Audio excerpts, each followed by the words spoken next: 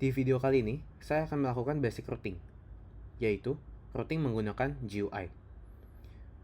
Saya hanya akan melakukan pada dua divisi terlebih dahulu, yaitu divisi admin dan finance.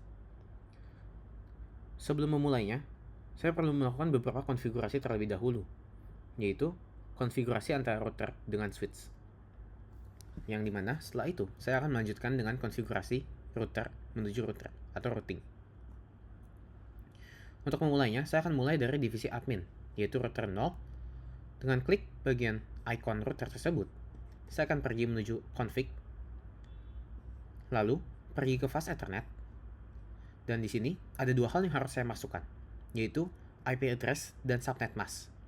Untuk IP address sendiri, kita bisa memasukkan IP address dari switch, yaitu 192.168.1.1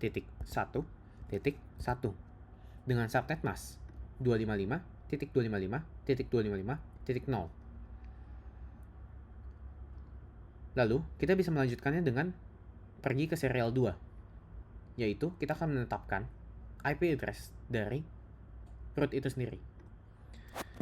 Saya akan menggunakan 192.168.10.1 dengan subnet mask 255.255.255.0, dan jangan lupa untuk menghubungkan port statusnya menjadi on.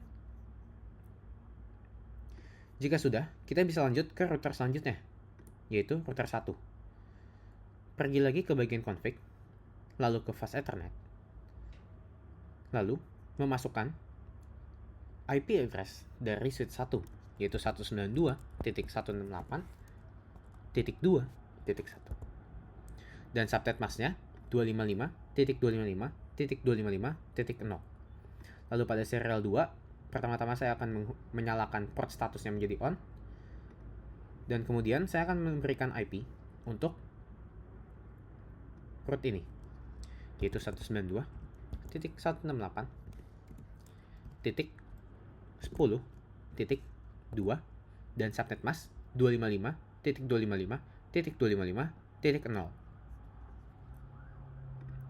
Jika sudah, sekarang kita perlu melakukan static routing kita, yaitu dimana kita akan mengkonfigurasi dari router 0 menuju router 1. Dan di sini saya akan pertama-tama membuat connection terlebih dahulu. Setelah itu, saya akan mulai dari router 0. Pergi ke icon router 0, config, lalu pergi ke bagian routing dan static. Di sini, kita akan memasukkan 3 hal atau 3 komponen, yaitu networknya, masknya, dan next hopnya. Untuk next hop ini merupakan IP address dari router kita selanjutnya.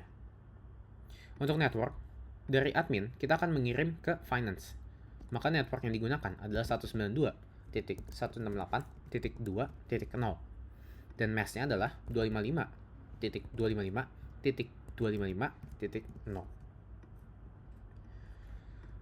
Untuk next hop itu sendiri, kita akan menggunakan IP address dari router kita selanjutnya, yaitu 192.168.10.2. Setelah memasukkan 3 komponen tersebut, kita perlu mengklik tombol add di sebelah sini. Jika sudah, kita akan melihat network address baru yang terdaftar. Setelah itu, kita bisa melanjutkan konfigurasi kita pada router 1. Pergi ke bagian config, routing, lalu static. Kemudian kita masukkan networknya, yaitu 192.168.1.0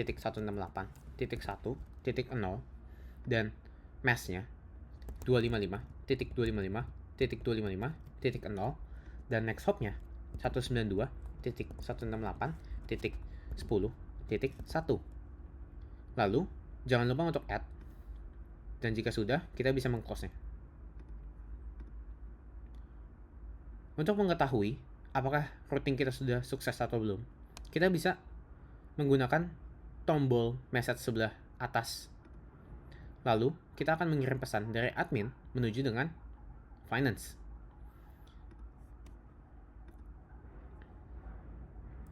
Jika failed, kita bisa mencoba untuk double klik bagian fire.